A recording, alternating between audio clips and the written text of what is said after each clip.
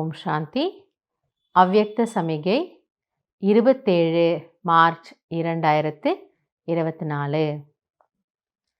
இன்னைக்கு பாபா சொல்லக்கூடிய மகா வாக்கியம், जैसे बच्चे माँ के पास स्वतः ही जाते हैं, कितना भी अलग करो फिर भी माँ के पास ज़रूर जाएंगे. எப்படி ஒரு குழந்தை இருக்குன்னா தானாகவே அது எங்கே ஓடி போயிடுமா? அம்மா கிட்ட ஓடி போயிடுமா. நீங்கள் எவ்வளோ நேரம் தான் அந்த குழந்தைய பிரித்து வச்சாலும், யாரோ கொஞ்ச நேரம் அந்த குழந்தைய தூக்கி கொஞ்சம் விளையாடிட்டு இருப்பாங்க. ஆனால் அது அப்படியே எட்டி பார்த்துட்டே இருக்கும், அம்மா பக்கத்தில் இருக்கிறாங்களான்னு. இருந்தாங்கன்னா அவங்க கிட்ட போகும், இல்லைன்னா குழந்தை என்ன பண்ணாது, போகவே போகாது. அப்படியே கொஞ்ச நேரம் விளையாடினாலும் அப்புறம் எங்கே தாவிடும்? மறுபடியும் அம்மா கிட்ட வந்துடும். तो सुख शांति की माता है पवित्रता. அப்போ அதுக்கு உதாரணம் பாபா என்ன சொல்றாரு? சுகம் சாந்தி என்பது குழந்தைகள், இவற்றினுடைய தாய் என்பது தூய்மை, பவித்ரதா.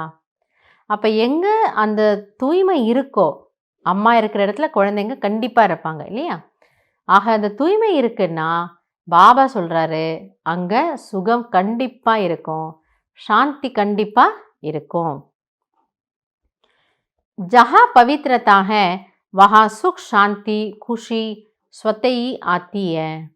ஆக எங்கு தூய்மை இருக்கின்றதோ அங்கு சுகம், சாந்தி, குஷி என இவை தானாகவே உங்களுக்கு கிடைக்கின்றது. அப்போ எங்கேயாவது நம்ம துக்கப்படுறோம் அப்படின்னா பாபா என்ன சொல்ல வராரு? ஏதோ ஒரு ரொம்ப சூக்ஷ்மமான ஒரு அசுத்தம் இருக்குது. அப்போ நம்ம நினைக்கலாம், நான் என்ன கெட்டதாவா நினைக்கிறேன், நான் என்ன அப்படியே மோசமான ஆளா? அப்படி இல்லை, நம்ம கெட்டவங்களும் கிடையாது, மோசமானவங்களும் கிடையாது. ஆனால் பாபா நம்முடைய சத்தோ பிரதான நிலையை முன்னாடி வச்சு என்ன சொல்கிறாரு? தேவாத்மாக்களாகிய உங்களுக்கு வேஸ்ட் தாட்ஸ், வீணான எண்ணங்கள் கூட ஒரு அசுத்தம் தான். உலகத்தில் இருக்கிறவங்கள பொறுத்த வரைக்கும் பெரிய பாவம், அது அசுத்தம். பட் நம்மலாம் தேவாத்மாக்கள், தேவாத்மாக்களுக்கு ஒரு வீணான எண்ணம் வந்ததுன்னா கூட அதுவும் ஒரு அசுத்தம். அப்போ அந்த அசுத்தம் உள்ளே இருந்தால் கூட அது நம்மளுடைய குஷியை காணாமல் போக வச்சிடும். அதனால் பாபா என்ன சொல்ல வர்றாருனா, நீங்கள் சூக்ஷ்மமாக செக் பண்ணுங்க, எங்கே எனக்குள்ள கொஞ்சம் கூட வீணானது இல்லையே அப்படின்னு பார்த்துக்கோங்க. ये ब्राह्मण परिवार बेगमपुर अर्थात सुख का संसार है. ஏனென்றால் இந்த சங்கமயுக பிராமண வாழ்க்கை என்பது கவலையற்ற அந்த நகரத்தின், அந்த உலகத்தின் உங்களை ராஜாவாக ஆக்குகிறது. அதாவது பிராமண உலகம், இந்த வாழ்க்கை உண்மையிலேயே உங்களுக்கு எப்படி இருக்கணும்னா சுகமயமான ஒரு வாழ்க்கை, சுகமயமான ஒரு உலகமாக இருக்கணும்.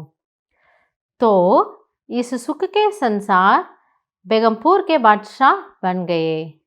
எனவே நீங்கள் சுகத்தின் உலகத்தில் கவலையற்ற மகாராஜாவாக ஆகிவிட்டீர்கள். ஏன்னா நம்ம யாருடைய குழந்தையா இருக்கோம்? பாபாவினுடைய குழந்தை, வள்ளலுடைய குழந்தை இல்லையா? அதனால் நாமளும் எப்படி இருக்கிறோமா? சுகக்கடலினுடைய குழந்தை, கவலையற்ற மகாராஜாவாக பாபா நம்மை வைத்து கொண்டிருக்கின்றார். ஹிஸ் ஹோலினஸ் பி ஹோ லைட் கா தாஜ் பவித்ரதா கி நிஷானி ஹே. எனவே நீங்கள் மிகவும் புனிதமானவர்கள். அந்த அளவுக்கு நம்முடைய தூய்மை அனைவரையும் விட உயர்ந்தது. மற்றும் அந்த ஒரு தூய்மையினுடைய அடையாளமாக உங்களுக்கு ஒளி கிரீடம் கொடுக்கப்பட்டிருக்கிறது. பாபா என்ன புரிய வைக்கிறாரு? கோவில்களில் போய் நீங்கள் சிலைகளை பாருங்கள், கண்டிப்பாக பின்னாடி அந்த ஒளிவட்டம் இருக்குது. அப்போ ஏன் அந்த ஒளிவட்டத்தை கொடுக்குறாங்க? ஏன்னா அந்த தூய்மையினுடைய அடையாளம், அந்த பிரகாசம், ஆத்மா ரொம்ப பிரகாசமாக இருக்குது. எனவே அந்த ஒளிவட்டம் கொடுக்கப்படுகிறது. அவர் பாப் தாதாக்கே தில் தக்த் நஷீன் ஹோ. மற்றும் நமக்கென்று ஒரு அழகான சிம்மாசனம் இருக்கிறது, அது பாப் தாதாவினுடைய இதய சிம்மாசனம். எனவே உங்களுக்கு கிரீடமும் இருக்கு, சிம்மாசனமும் இருக்கின்றது.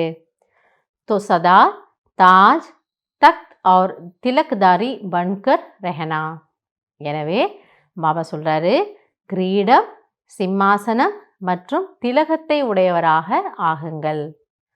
ஸோ நம்ம திலகமும் வச்சுக்கிறோம், பெஃபிகர் பாட்ஷா பாபா சொல்லிட்டாரு. கிரீடமும் இருக்குது, தூய்மையினுடைய கிரீடம் மற்றும் அழகான ஒரு சிம்மாசனம். இது எதுவுமே கண்ணுக்கு தெரியாது, ஆனால் இதெல்லாம் இருக்கக்கூடிய ராஜா, சத்தியுகத்தில் அந்த சிம்மாசனம் இருக்கும், அழகான திலகம் இருக்கும், அந்த மிகவும் லேசான ஒரு கிரீடம், ஸ்தூல கிரீடம் இருக்குது.